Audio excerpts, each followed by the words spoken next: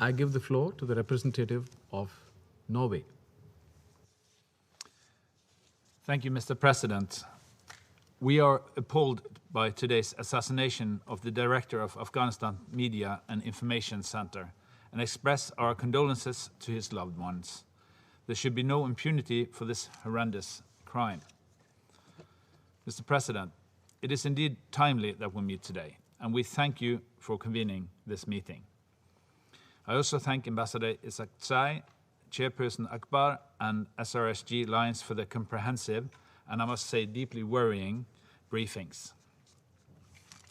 Let me express our appreciation for all UNAMA's staff as they continue their difficult and dangerous work.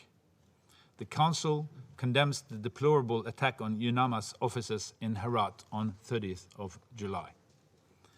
We remain extremely concerned by the significant and increased loss of life, injury, and displacement across Afghanistan in these last weeks. Let me be clear. This worrying deterioration of the situation has come about largely as a result of Taliban's military offensive, both against district capitals and more recently 3 provincial capitals in the west and in the south. These attacks are completely unacceptable. The Taliban must immediately end their ongoing military offensive. And recently reported abuses by the Taliban, including the execution of civilians in so-called revenge killings and the executions of prisoners of war, must stop. Some of these abuses may constitute war crimes. We condemn these acts unequivocally. We are also seriously concerned by reported violations by the members of the Afghan National Security and Defense Forces.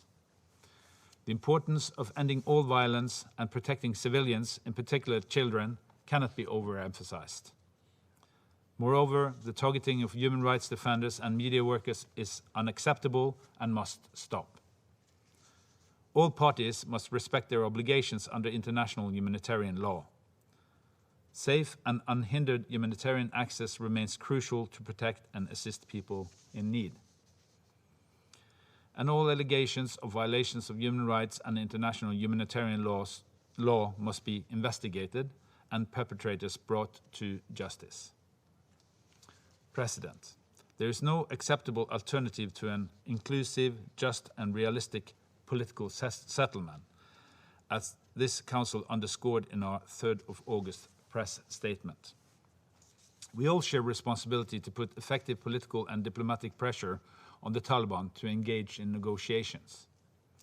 We must make clear that the pursuit of victory and establishment of a new government by military force will not be accepted, and that there is no one in the international community who would support such a government. Any political solution acceptable to the international community must uphold human rights for all, in particular women and girls. Mr. President, while there is a positive complementarity between the different formats supporting the peace process, including the US-Europe meetings, as well as the extended Troika, it could also make a significant positive difference if the key international and regional stakeholders all joined together in one format to coordinate efforts and align messages.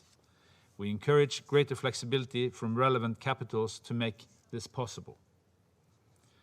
In closing, let me say that Norway continues to support a strong role for the United Nations. We see the appointment of the Secretary General of the Personal Envoy for Afghanistan and regional issues as a positive step.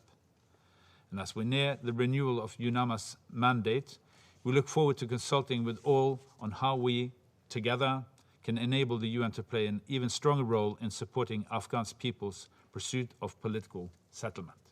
Thank you. I thank the representative of Norway for his statement.